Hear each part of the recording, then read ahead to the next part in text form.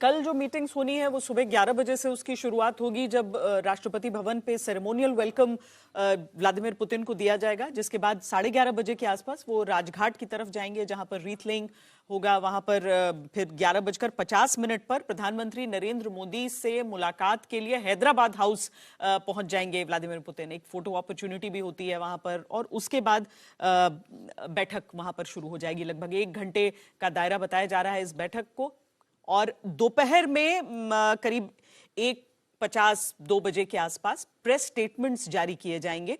एक संयुक्त तौर पर बताया जाएगा कि क्या क्या हुआ है। 7 बजे शाम में फिर राष्ट्रपति द्रौपदी मुर्मू से, चूंकि राष्ट्रपति हैं व्लादिमीर पुतिन, और राष्ट्रपति द्रौपदी मुर्मू से वो मुलाकात करने के लिए जाएंगे राष्ट्रपति भवन में। और फिर रात 9 बजे यानी अब से लगभग कल 1 घंटे बाद, अब से 25 घंटे बाद व्लादिमीर पुतिन वापस रूस के लिए रवाना हो जाएंगे।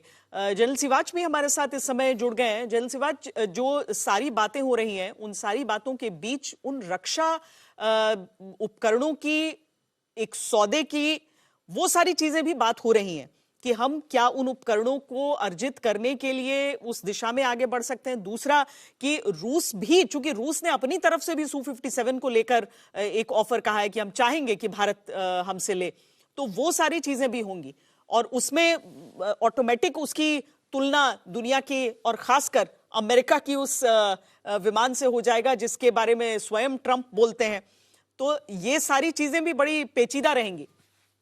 हाँ बिल्कुल, देखो श्वेता, इस पर कोई शक नहीं कि आज भारत की रिक्वायरमेंट क्या है। आज भारत चाहता है S-400, जो बहुत ही अच्छा काम किया है उसने सिंदूर में, उसकी हमें 5 रेजिमेंट ली थी, $5.44 बिलियन। उसकी 3 रेजिमेंट आई, 2 अभी भी आनी है, उसके लिए भी बातचीत करेंगे, उसको जितनी जल्दी मिल सके।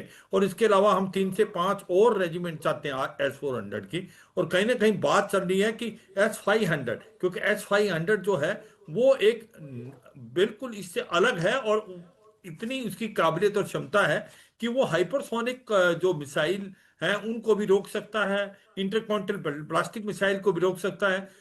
और रूस जो है उसको कर रहा है जॉइंट प्रोटेक्शन की बात कर रहा है, ट्रांसफर टेक्नोलॉजी। तो मुझे लगता है उसमें भी इंटरेस्ट दिखाया जाएगा। S-500 में कोई चीज फाइनलाइज नहीं होगी, बातचीत बहुत चलेगी, इसमें कोई शक नहीं। एक Su-57 की जब बात होती है श्वेता, ये याद रखो कि 2-3 कंट्रीज हैं जो कि 5th जनरेशन एयरक्राफ्ट है। एक तो है अमेरिका के पास जो F-35 है, और एक है रूस के पास Su-57, और चीन क्लेम करता है कि उनका J-20 और J-35 भी 5th जनरेशन है, मगर आज तक इसका किसी ने पुष्टि नहीं की। तो बात आती है F-35 और Su-57, क्योंकि जो हमारा आमका है एडवांस मीडियम कॉम्बैट एयरक्राफ्ट, उसको 10 साल लगेंगे, तो हमें चाहिए in between 5th generation aircraft. तो अब तुलना की जाए कि F-35 और Su-57, अगर आप तुलना करें कि Su-57 में क्या ऐसी चीजें हैं जो कि पलड़ा Su-57 की तरफ झुकता है, वो 3-4 चीजें। एक तो Su-57 इससे कम से कम 3 गुना सस्ता है F-35। दूसरा कि अमेरिका जो है वो लिमिटेड टेक्नोलॉजी देता है, जबकि रूस कह रहा है कि आपको पूरी टेक्नोलॉजी ट्रांसफर करेंगे, ये जॉइंट प्रोटेक्शन होगा, भारत के अंदर सोर्स कोड भी दिया जाएगा जिससे आप जो भी हथियार इसमें लगाना चाहें, बरमोज जो है या आपकी दूसरी मिसाइल, वो लगा सकते हैं। तो ये एक प्रकार गेम चेंजर है, और ये तो विन विन सिचुएशन है, भारत बिल्कुल लपकेगा इसको। तो ये भी बहुत इंपॉर्टेंट चीज है। और देखो दूसरा, ये जो मॉड्यूलर रिएक्टर्स हैं जो कि हमारे न्यूक्लियर पावर के लिए बहुत जरूरी है, वो देने के लिए तैयार है, ये बड़ी इंपॉर्टेंट चीज है। और तीसरा जो इंपॉर्टेंट चीज हमें समझनी चाहिए श्वेता, कि देखो हमारा जो है ट्रेड इम्बैलेंस है रूस के साथ, हमारा $68 बिलियन का टोटल ट्रेड है, जिसमें से $63 बिलियन रूस एक्सपोर्ट करता है और हम $5 बिलियन करते हैं। तो हम चाहेंगे कि उनकी मार्केट खुले। जो हमें नुकसान हो रहा है अमेरिका से, हमारे को 50% टैरिफ लगाने से, हमारी जो टेक्सटाइल इंडस्ट्री है, जैम, ज्वेलरी, और इसके साथ आपकी जो ऑटोमोबाइल है, उसके लिए आपको मार्केट हो, आप एक्सपोर्ट ज्यादा कर पाए, कि आपको एग्रीकल्चर में, सही बात है। ये लक्ष्य है कि $100 बिलियन जो है ट्रेड कर लिया जाए 2030 तक। लेकिन जैसा कि जनरल सिवाच बोल रहे हैं, जरूरी है कि बैलेंस रहे और ट्रेड डेफिसिट जो है उसको पाटा जा सके।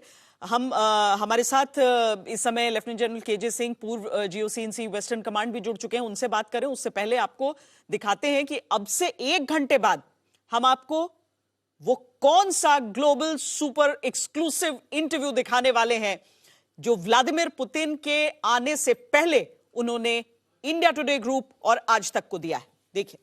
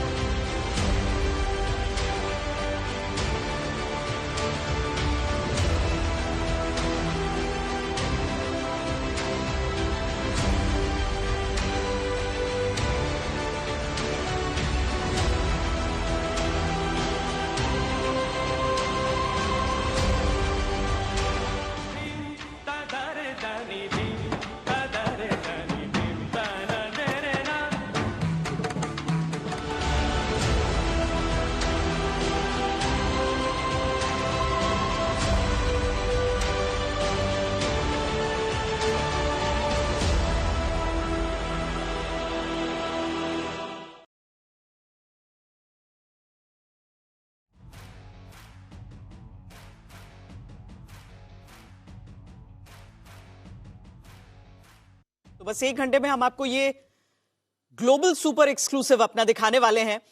लेकिन जनरल सिंह, तब तक मैं आपसे जानना चाहती हूं कि ये जो हम पूरी चर्चा कर रहे हैं, अलग अलग मुद्दे जो एजेंडा पर हैं, जिन पर चर्चा हो सकती है, जिन पर चर्चा होने की जरूरत है, रिश्ते बेहतर होने की जरूरत है, उन सब के बीच जो रक्षा और रक्षा उपकरण, उनकी जो बातचीत है वो बहुत ज्यादा महत्वपूर्ण हो जाती है।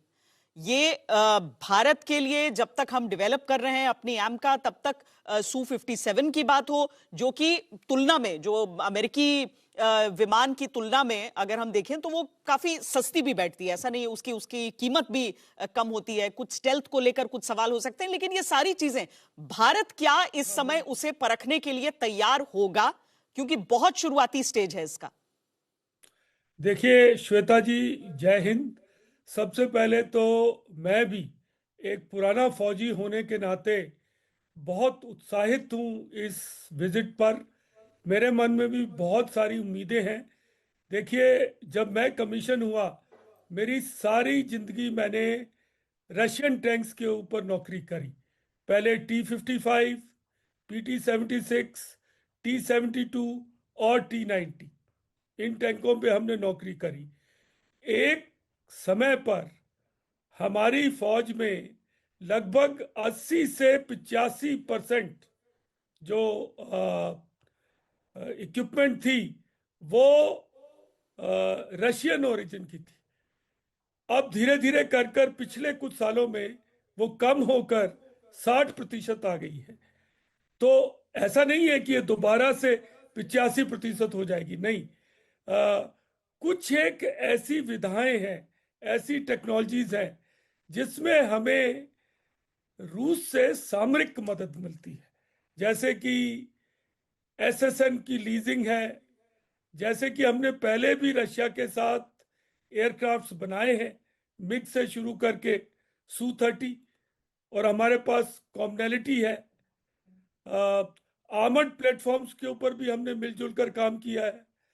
तो इन सब विधाओं में हमें उम्मीद है कि हम ब्रह्मोस भी हम रशिया के साथ बनाते हैं। लेकिन श्वेता जी, ऐसा भी सोच लेना कि सब कुछ हमारे टर्म्स पे होगा, ये शायद मुमकिन नहीं है। क्योंकि जो देश टेक्नोलॉजी देता है वो अपने पास कुछ लीवरेजेस जरूर रिटेन कर लेता है, ताकि हमेशा आपको उसके साथ संबंध बनाकर रखने पड़े। तो एक तो ये डिसिप्लिन है, और दूसरा है कनेक्टिविटी का मामला। जहां पर भी हम बेल्ट एंड रोड इनिशिएटिव के बरखिलाफ कनेक्ट होना चाहते हैं, वहां पर हमें अमेरिका से बहुत दिक्कतों का सामना करना पड़ता है। कुछ सैंक्शंस हैं वो भी लगा दी जाती हैं, और उसकी वजह से हम INST और दूसरे कॉरिडोर्स का फायदा नहीं उठा पा रहे हैं। जी, बस हम कुछ ही देर में, जी हम कुछ ही देर में अपने दर्शकों को सात लोक कल्याण मार्ग के भीतर की तस्वीरें भी दिखाएंगे, जहां पर प्रधानमंत्री नरेंद्र मोदी भीतर लेकर जा रहे हैं व्लादिमीर पुतिन को। और जो पूरा पीएमओ है, हालांकि जो पीएमओ को अब सेवा तीर्थ भी कहा जा रहा है, वहां पर भारत और रूस के झंडे पूरे दिख रहे हैं। पूरे में लाल कारपेट, लाल कालीन बिछी हुई है। बस कुछ देर में हम आपके सामने वो तस्वीरें भी रखने वाले हैं। मंजीत, आप जिस जगह पर हैं वहां पर रूसी राष्ट्रपति के रहने का इंतजाम है?